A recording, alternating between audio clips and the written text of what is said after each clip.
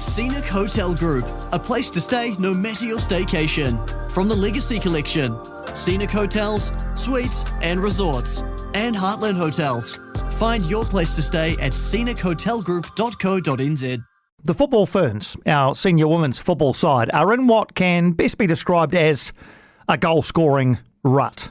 In fact, that might be even not quite strong enough. A goal-scoring drought. In 5 games this year, they have failed to find the back of the net. They've lost all 5 of those games, 2 to the US, 2 to Argentina, 1 to Portugal. And in fact, they've scored just 1 goal in their last 8 matches.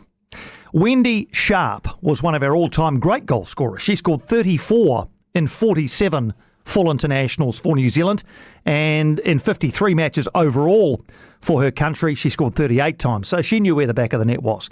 She's still coaching these days and a very keen observer of football, and she joins us. Wendy, thanks for taking the time. I'm going to get straight to the point, cut straight to the chase. Why are New Zealand finding it so hard to score goals right now? To me, I believe it's a combination of things. We're lacking a lot of the basics. Our first touch is letting us down. In front of goal, our body shape is letting us down. That's why you see shots going wide. Technique, you're striking the ball with the wrong part of your foot, panicking on the ball. We haven't got the time we used to have under pressure anymore, because we're under pressure a lot more now. But if you get half a chance, you've got to hit target. Simple. So the things you've just outlined there, I know a lot of our listeners are going to be thinking these are the sorts of things that a player at international level who is playing professionally for a club and is called up for their country should be doing. Body shape, the first touch, the right part of the foot to strike from. So why isn't that happening? Maybe they're not getting the coaching in the last few years to teach them the technical side of things. A lot of it's based on structure, shape, and trying to play formats that players don't understand, especially if they come into the game a bit late.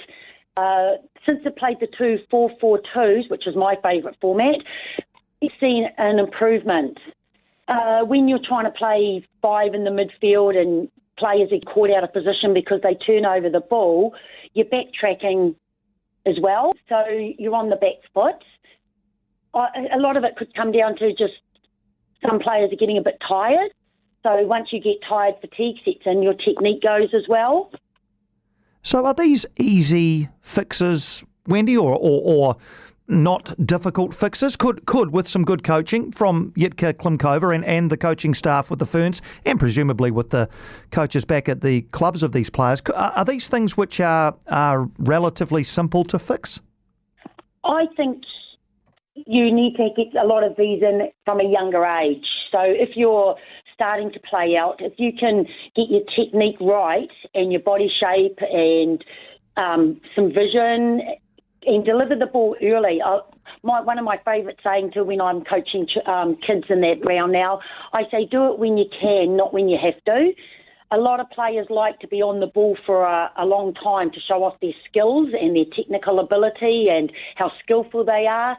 But sometimes I believe you need to be a bit more direct and deliver a pass when you can, because when you have to, you're under pressure. So then if you give a ball under pressure, the receiver receives it under pressure. So it's a roll-on effect. I think it can be coached from a younger level. These players should be up to the standard. They're playing at a high level around the world, a lot of them now. We never got to play at that high level week in, week out.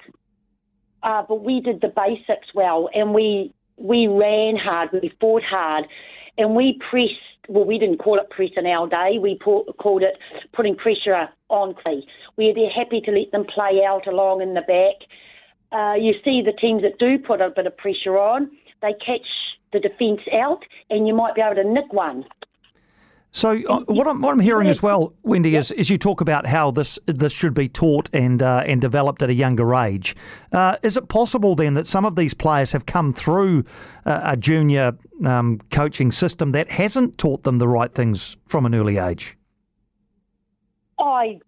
Maybe some of them. I don't know where they've done their coaching or where they came, a lot of them came from. A lot of players are gifted with a natural good touch. I've noticed a lot of players are one-footed.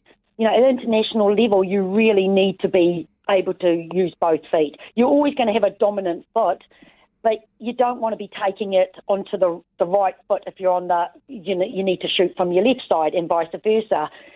A lot of it's just repetitive ball work, and I don't know how much they're doing. I haven't been to a training camp for years, so I don't know how much of that they're doing at this. It's probably more structural and tactical plays they're doing, because players of this calibre are expected to already be able to do that. Indeed. There's obviously been the same group of players that Jitka Klimkova has been using since she took over the side, actually. It's the same group of players, and I get the feeling she's all in on that group now ahead of the World Cup, which is only 5 months away. But is there a case for someone like Millie Clegg out of the Wellington Phoenix women? Just 17, very raw, very new to the game, but catching the eye for the Phoenix. Would you, for example, be in favour of bringing someone like her into the team? Oh, absolutely. I would have brought her into the squad for the three friendlies just had. I would have given her a chance against the second game against Argentina. For the fact is, if you don't give her a chance, you don't know what she's got to offer. If she's still a little bit out of her depth, then give her some advice what she needs to work on, and then maybe bring her back in again as in the training squad. Because how are you going to know if she's got what it takes if you don't give her the opportunity? The players they've been using, unfortunately, aren't performing. So do they need some young blood coming in? There's players on the bench that haven't even got out onto the field. To me, why didn't they even give them half a game each? Give every player she had on that bench a run. The ones that were fit, give them a run. Yeah, well, you won't get an argument from me, Wendy. You will not get an argument from me. She had nothing to lose, and even now, if she takes the same squad into the World Cup, she's not going to know if one of these players that have cemented their spot there. Some of them I don't think should have their spots cemented. I'm being blunt. One of these young ones, you're never going to know what these young ones could have given over one of these ones that I think are getting a bit past their use-by date. There's going to be some haters out there, but... No, I mean, I didn't get you on to make friends, Wendy. I just got you on for some analysis. And look, it's not a uncommonly held view. But are we at the point now where, with only 5 months to go, we're kind of running out of time? I mean, shouldn't this have been done a year ago that new players were given an opportunity? Oh, absolutely. Even at the end of last year, against the Americans, the USA game, these three games, as I just said, you know what the other players have got to offer you that are already in the squad from previous games, and even if they got 20 minutes, half an hour in these games, and then you can see what these other ones are able to bring. And if they're not up to the standard yet, leave them in the squad, teach them what they need to know to get to the next World Cup. But are we going to get any more games? If we're going to get any more games in between, other players have to be looked at before the World Cup squad's named. So just to finish, the World Cup, as I say, I've said it a couple of times, only 5 months away. Given these recent results and the inability of New Zealand to score goals, how optimistic should we feel, Wendy, about New Zealand performing well at this World Cup, getting out of the group even for the first time? Oh, I hate to say it, but I don't feel we'll get out of the group, unfortunately. Because if you don't score goals, you don't win games, and you have to win games to get out of the group. I think we could defend quite well, but defending's not going to win your games. And you don't put it in the back of the net. It's simple as that. You've got to. I think as well, to find a good striker, they're there.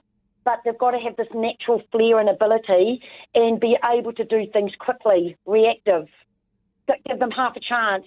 Shoot on the turn. A good striker's a greedy striker. It's been so enlightening chatting to you, Wendy. Thank you so much for taking the time. You've given us all a lot to think about, and as I say, a lot of people have shared similar views with me over the last little while. So thanks for taking the time to have a chat to us this afternoon, and let's hope that the goals do start going in at some stage for New Zealand. Oh, me too. For women's football in general and New Zealand in particular, I'd love to see someone get a goal, lift the spirits, and then we get 2 or 3 goals. We need it. Yeah, we need it indeed. Thanks, Wendy. Thank you so much. Wendy Sharpe there, one of our sharpest shooters, pardon the pun. 34 goals in 47 games, making a lot of sense. Hello, I'm Francesca Rudkin. And I'm Louise Airy, and we're excited to be working with the New Zealand Herald on our new podcast, The Little Things. So Louise and I have been friends for probably over 13 years now, and we've been through it all: kids, relationships, health crises. Menopause. Let's not get into that just yet. But I think we can both agree that there are times we just wish we had one place to go for some explanations on what's going on with our bodies, our kids, and the relationships in our lives. And this podcast is all about those little things that women need to know about getting older, raising kids, staying healthy, and taking care of yourself at whatever age and stage you're at. So join us every Saturday to hear from the experts and get all the advice and tips you need. Listen to The Little Things at nzherald.co.nz or follow us at iHeartRadio or wherever you get your podcasts.